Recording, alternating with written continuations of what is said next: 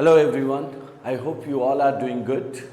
So आप लोगों को पता है कि NEP 2020 के हिसाब से क्लास 9 का इंग्लिश बुक चेंज हो गया है एंड क्लास 9 के न्यू बुक भी आ चुके हैं, तो आप चाहो तो NCERT में जाके उसको डाउनलोड कर सकते हो एंड ये एक ही बुक है एंड इसमें बहुत सारे प्रोज एंड पोइट्रीज हैं। सो प्रोज के पहला चैप्टर ये है how I taught my grandmother to read. तो अगर देखा जाए ये एक बहुत अच्छे चैप्टर है जो कि सुधा मूर्ति ने लिखी है। सो ये जो प्रोज है ये बहुत कुछ पॉइंट आउट करता है। सो अगर देखा जाए तो ये चैप्टर का नाम how I taught my grandmother to read, और टाइटल से ही आपको पता चल गया होगा कि ये पॉइंट आउट क्या करना चाहता है। सो सुधा मूर्ति ने मीन्स अपने लाइफ के कुछ हिस्सा जो कि उन्होंने अपने ग्रैंडमदर के साथ स्पेंड किया है, राइट, उसके ऊपर उन्होंने लिखी है।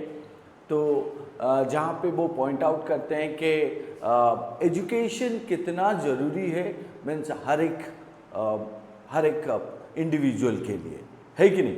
सो आप लोग भी सहमत होंगे यहाँ से। तो एक्सक्यूज मी, तो जब हम कहते हैं कि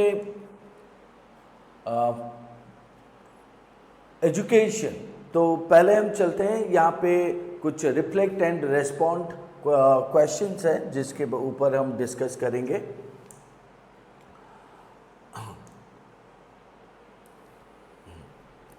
सो ये एक वर्ड वेव दिया गया है, वर्ड वेव। तो वर्ड वेव का मतलब होता है कि मीन्स एक क्वेश्चन पूछा गया है और on the basis of that आपको 4 या 5 बॉक्स दिए गए हैं और जिसमें हमारा ओपिनियन पूछा गया है, सो जिसके बारे में हमें लिखना है। तो पहला क्वेश्चन जो यहाँ पे पूछा गया है, why is it important to learn how to read and write. तो आप खुद ही सोचिए कि हमें पढ़ना क्यों जरूरी है और लिखना क्यों जरूरी है। तो यहाँ पे वही क्वेश्चन पूछा गया है, why is it important to learn how to read and write. तो बेसिकली अगर देखा जाए, आप अपना ओपिनियन कमेंट सेक्शन में दे सकते हैं, लेकिन मैं अपना ओपिनियन यहाँ पे दे रहा हूँ कि हमें एजुकेटेड होना है, राइट, और उसके लिए मीन्स हमें पढ़ना जरूरी है। तो और आप ऐसे भी बोल सकते हो कि मीन्स हर एक आदमी को एजुकेशन बहुत ज़रूरी है। क्यों? क्योंकि मीन्स एजुकेशन के वजह से पहला चीज़ तो आता है that is known as independence, isn't it? Independence. So इसका मतलब आप स्वाधीन हो सकते हो, आप किसी के ऊपर डिपेंड नहीं होते हो।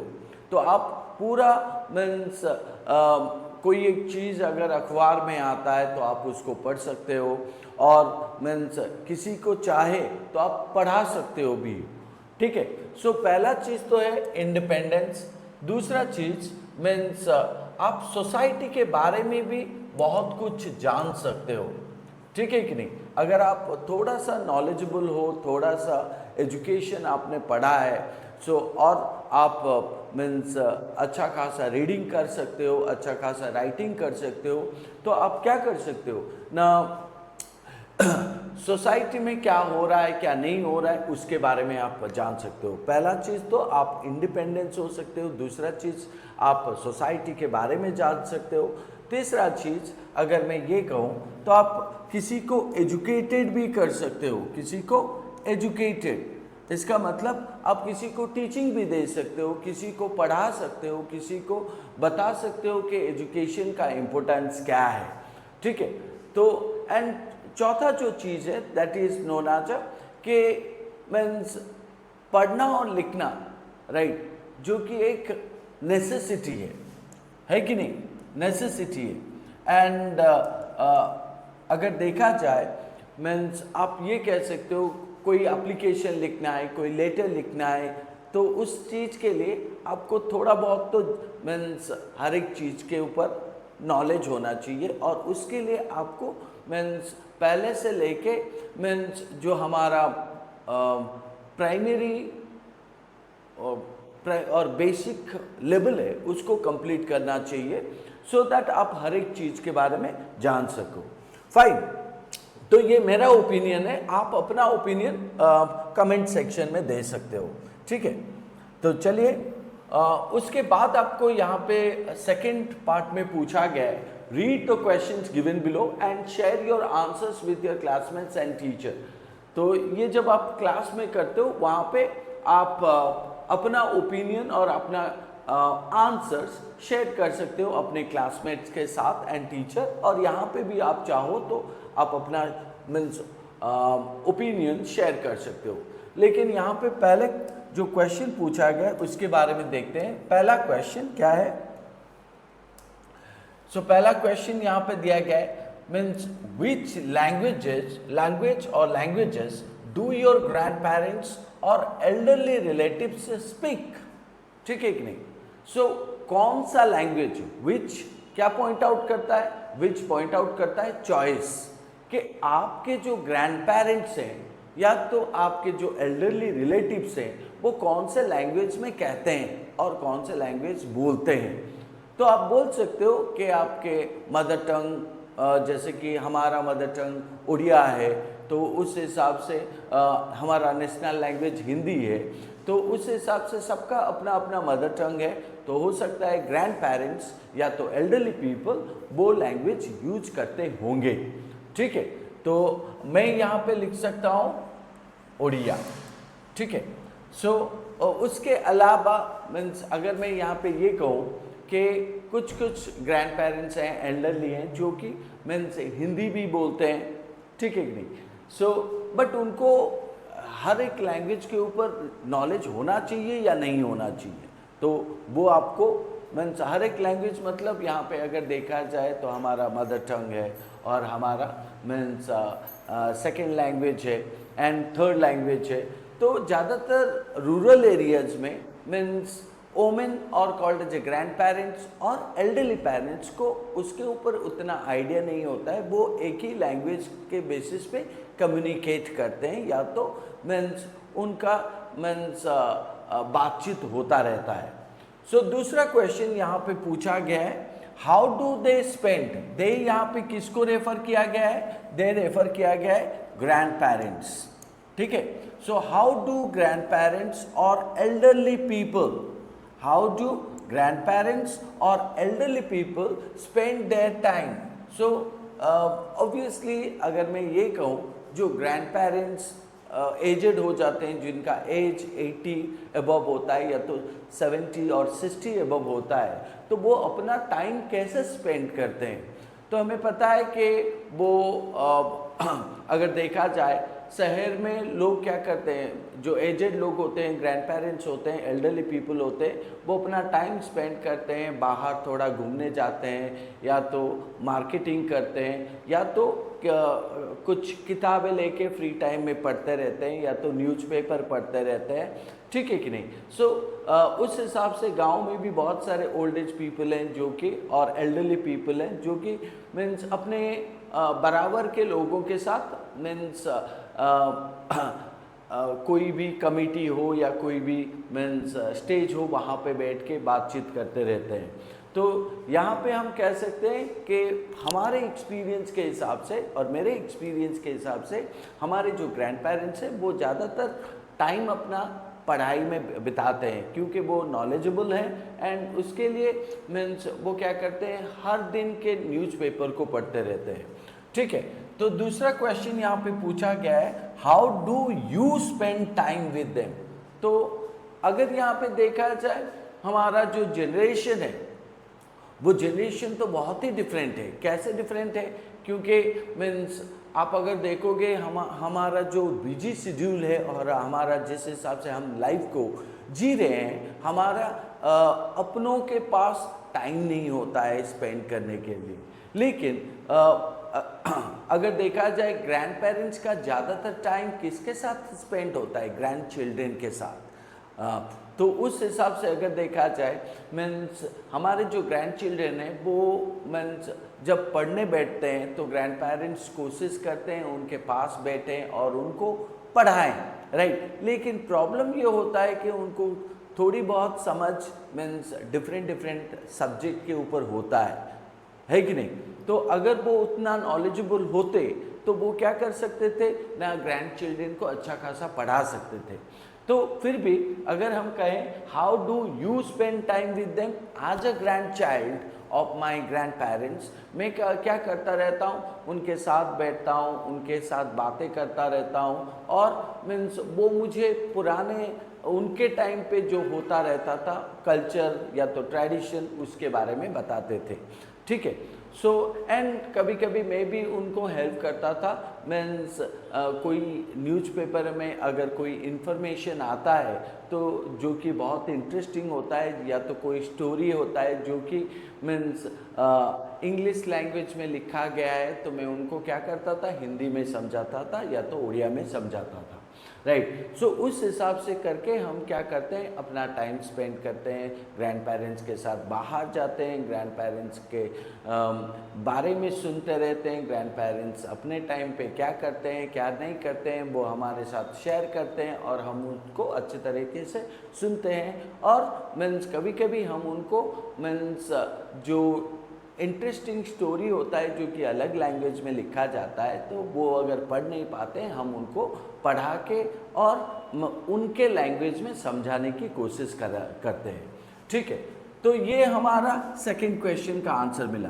थर्ड क्वेश्चन क्या पूछा गया है, what is your favourite experience with them, what is your favourite experience with them. So means आपका क्या फेवरेट एक्सपीरियंस उनके साथ आप स्पेंड कर रहे हो उसके बारे में आप अपना ओपिनियन दीजिएगा कमेंट सेक्शन में। तो यहाँ पे अगर देखा जाए फेवरेट एक्सपीरियंस क्या होता है ना, उनके साथ आप मीन्स अगर आप गांव में रहते हो और या तो आप शहर में रहते हो तो उनके साथ आप थोड़ा टाइम स्पेंड करते हो, बाहर जाते हो, मार्केटिंग करते हो, राइट और नॉट, और वो कुछ चीज़ें खरीदते हैं तो उनको आप हेल्प करते हो, मीन्स पैसे देना या तो पैसे गिनना, राइट, कितना पैसा खर्च हुआ उस सब के बारे में। उसके अलावा आप उनको डिफरेंट जगह ले जाते हो। तो मेरा फेवरेट एक्सपीरियंस उनके साथ ये है कि हमें उनके साथ ज़्यादातर टाइम मीन्स गांव में जो मेला होता है तो वहाँ पे हम जाते हैं और वहाँ एंजॉय करते हैं, ठीक है। वो मेरा फेवरेट एक्सपीरियंस है और वो मुझे उस मेले के कल्चर के बारे में बताते हैं। तो ये मेरा फेवरेट एक्सपीरियंस है, आप अपना फेवरेट एक्सपीरियंस डेफिनेटली बताइएगा। सो चौथा क्वेश्चन है, what is something that the elderly in your family can not do easily. तो यहाँ पे अगर देखा जाए ये चारों के चारों क्वेश्चन इस टॉपिक के साथ रिलेटेड है, इसीलिए यहाँ पे हमें पूछा गया है ये सारे क्वेश्चन। तो जो फोर्थ क्वेश्चन है वो यहाँ पे ये बोल रहा है कि what is something that the elderly in your family can not do easily but enjoy watching YouTube. So कौन सा वो चीज़ है जो कि एजेड लोग या तो एल्डरली पीपल इजीली कर नहीं सकते हैं लेकिन वो आपको देखते हैं करते हुए आप कितना इजीली कर सकते हो। सो जैसे कि आप कोई मैथ्स कर रहे हो या तो कोई इंग्लिश के स्टोरी पढ़ रहे हो तो वो पढ़ नहीं सकते हैं, वो उसको सॉल्व नहीं कर सकते हैं, लेकिन वो बहुत इंटरेस्ट के हिसाब से आपको देख रहे हैं कि आप किस हिसाब से वो अच्छे से कोशिश कर रहे होगे। तो जैसे कि समटाइम ये भी हुआ है कि आपके पेरेंट्स भी आपको ऑब्जर्व करते हैं कि आप कितना अच्छा पढ़ते हैं और कैसे आप कोई टॉपिक को अच्छे से समझते हैं। तो वो क्या करते हैं, वो देखते हैं, वो समझ नहीं पाते हैं, लेकिन वो जब देखते हैं कि आप उसको समझ के आप उसको अच्छे से बूझ सूझ के साथ करते हो तो उनको बहुत खुश मिलता है और वो भी कभी कभी सोचते हैं कि काश मैं ये सारा चीज़ कर सकता, ठीक है कि नहीं। तो ये जो आइडिया है कि लैक ऑफ मीन्स नॉलेज और lack of education. So lack of education का मतलब होता है कि मीन्स एजुकेशन की कमी के वजह से एल्डरली पीपल बहुत सारे चीज़ें करना तो चाहते हैं लेकिन कर नहीं पा रहे हैं, क्योंकि अपने टाइम पे उन्होंने उतना एजुकेशन उनको मिला नहीं या तो उन्होंने किया नहीं। ठीक है, तो ये हमारा 4 क्वेश्चन का आंसर मैंने अपना ओपिनियन के हिसाब से दिया है। तो नेक्स्ट जो चीज़ है, तो नेक्स्ट हम और एक पार्ट में जाएंगे। ये आपका 3rd क्वेश्चन है। सो 3rd क्वेश्चन में क्या पूछा गया है, read the following passage, right, read the following passage, match the highlighted words with their meanings given in the box below. तो हमें यहाँ पे बोला गया है कि हमें मीन्स पैसेज को पढ़ना है एंड उसमें जो हाईलाइटेड वर्ड्स है उसके बेस पे जो मीनिंग यहाँ पे बॉक्स में दिया गया है ये वर्ड्स है, ठीक है कि नहीं। सो और यू कैन से दैट ये सारे मीनिंग है और इसके जो मीन्स वर्ड्स है वो हमारे पैसेज में दिया गया है। तो हमें करना क्या है ना, हमें पैसेज को पढ़ के इन वर्ड का मीनिंग ढूंढना है। तो पहला चीज चलिए करते हैं। तो पहला जो पैसेज है, पैसेज को मैं पढ़ रहा हूं और आपको समझाऊंगा भी। और आप एक काम कीजिए, वीडियो को पॉज कीजिए और वीडियो को पॉज करके आप खुद करने की कोशिश कीजिए, क्योंकि मीन्स जब आप खुद करोगे देन आपको अच्छे से समझ में आ जाएगा। लेकिन यहाँ पे मैं आपको मीन्स इसका एक्सप्लेनेशन भी करवा दूंगा। तो आप क्या करोगे, वीडियो को पॉज करने के बाद आप खुद कोशिश कीजिए कि कैसे ये होता है। उसके बाद आपको अगर मीन्स सल्यूशन चाहिए या आपको मीन्स समझना है और आंसर जानना है तो आप वीडियो को प्ले करके देख सकते हैं। तो चलिए हम पहले क्या करेंगे, पहले हम इस पैसेज को पढ़ते हैं। सो पैसेज का पहला पार्ट में दिया गया है, the casting for the protagonist, the casting for the protagonist of our school's annual play was done after a lot of debate. As many good actors had auditioned for the role, we had decided to present an episode from an inspirational story. It was a life story of a group of children who worked with the community to spread literacy. Every day we reached school early to practice with concentration. So we waited eagerly for the final presentation. All of us played our roles in a very convincing manner as our theatre teacher had guided us well.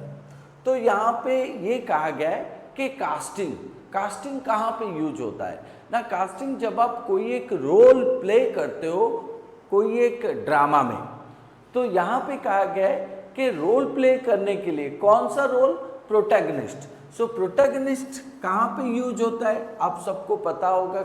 जब भी हम कोई एक story पढ़ते हैं या तो film देखते हैं तो उस फिल्म या तो स्टोरी में हमें मेन कैरेक्टर मिलता है और वो जो मेन कैरेक्टर होता है वो हीरो होता है। तो प्रोटैगनिस्ट कौन है ना, प्रोटैगनिस्ट को हम कह सकते हैं हीरो और मेन कैरेक्टर। तो हमारा यहाँ पे मेन कैरेक्टर कहाँ है, 7 में, ऑप्शन 7 में। So the casting for the protagonist और the main character of our school's annual play. तो राइटर यहाँ पे ये बोल रहे हैं कि उनके स्कूल में एनुअल प्ले हो रहा था। एनुअल प्ले का मतलब क्या होता है कि हर साल स्कूल में जो ड्रामा होता है या तो प्ले होता है, सो उस प्ले में जो मेन कैरेक्टर है और जो हीरो है, राइट, सो मीन्स उसका सिलेक्शन हो रहा था या तो उसका चयन हो रहा था। तो the casting for the main character of our school's annual play was done after a lot of debate. After a lot of debate मतलब किसको हीरो चूज करना है, कौन होगा मेन कैरेक्टर, उसके ऊपर आर्ग्यूमेंट चल रहा था। तो डिबेट का मतलब होता है आर्ग्यूमेंट। तो कहीं पे है आर्ग्यूमेंट, एक्साइटेडली नहीं होगा, बिलीवेबल नहीं होगा, so people living in one particular area, no. Discussion, yes, discussion हो सकता है, क्योंकि इसको हम और एक तरीके से कह सकते हैं argument. Fight, a part of story, no. 6 focus, no. 8 directed, no. And 7 को हमने पहले ही ले लिया है। तो यहाँ पे अगर देखा जाए means annual play was done after a lot of discussion, lot of discussion. तो यहाँ पे हमारा डिस्कशन आ जाएगा। So after that, after a lot of discussion, as many good actors had audition. Audition का मतलब क्या है? उन्होंने अपना परफॉर्मेंस शो किया है ट्रायल के बेसिस पे। So audition for the role, we had decided to present an episode. Episode का मतलब क्या होता है? तो आपने देखा होगा जब आप सीरियल देखते हो टीवी में और आपके पापा या तो मम्मी सीरियल देखते हैं, वो सीरियल क्या मीन्स एक ही दिन का होता है? वो सीरियल क्या मूवी जैसा होता है? नहीं होता है। सीरियल क्या होता है ना, सीरीज के हिसाब से हर हफ्ते या तो हर दिन एक एक एपिसोड के हिसाब से दिखाया जाता है। तो यहाँ पे एपिसोड का मतलब क्या हो सकता है? अ पार्ट ऑफ द स्टोरी, ठीक है कि नहीं? So we had decided to present an episode or a part of story from an inspirational story. So कोई एक इंस्पिरेशनल स्टोरी से राइट एक पार्ट ऑफ स्टोरी को दिखाया जा रहा है। It was a life story of a group of children. So ये जो इंस्पिरेशनल स्टोरी है ये क्या है ना, ये मीन्स एक लाइफ स्टोरी है। लाइफ स्टोरी मतलब ऑटोबायोग्राफी या तो बायोग्राफी। सो ऑटोबायोग्राफी क्या होता है ना, किसी ने अपने बारे में और अपने लाइफ के बारे में लिखा है। और बायोग्राफी का मतलब होता है कि किसने कोई एक मीन्स किसी और के लाइफ के बारे में लिखा है। तो यहाँ पे अगर देखा जाए it was a life story, इसका मतलब जो मूवी हो रहा था या सॉरी जो प्ले हो रहा था वो प्ले किसके ऊपर था? किसी के लाइफ के ऊपर हो रहा था, राइट। सो एंड वो जो लाइफ स्टोरी था वो क्या था? एक इंस्पिरेशनल स्टोरी था। जैसे कि हम कहें सचिन तेंदुलकर के लाइफ के बारे में बुक में जब हम पढ़ते हैं तो वो क्या करता है ना, वो पॉइंट आउट करता है कि सचिन तेंदुलकर किस हिसाब से अपने लाइफ में स्ट्रगल किए हैं क्रिकेट खेलने के लिए, और किस हिसाब से वो बहुत ही छोटे उम्र में क्रिकेट उनको मीन्स क्रिकेट में उनको चांस मिला और किस हिसाब से वो क्रिकेट में घुसे। तो यहाँ पे भी मीन्स हम अगर किसी के लाइफ स्टोरी के ऊपर पढ़ते हैं तो वो हमें क्या करवाता है? इंस्पिरेशन करवाता है।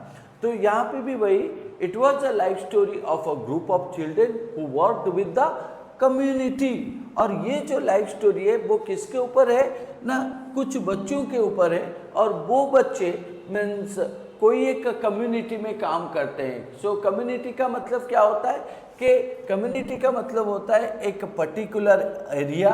और यहाँ पे अगर हम कहें सो ऑप्शन 3 आएगा, जो ऑप्शन 3 पॉइंट आउट कर रहा है people living in one particular area.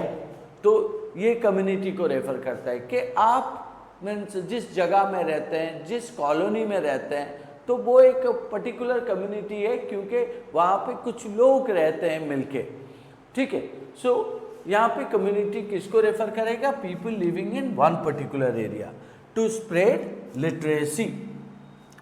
तो ये जो ग्रुप ऑफ चिल्ड्रेन है जो क्या करते हैं ना, कुछ कम्युनिटी के साथ और एक कम्युनिटी के साथ काम करते हैं। क्यों काम करते हैं ना? To spread literacy. लिटरेसी का मतलब आप बोल सकते हो कि एजुकेशन का अवेयरनेस करा रहे हैं या तो एजुकेटेड कर रहे हैं लोगों को और उस कम्युनिटी को।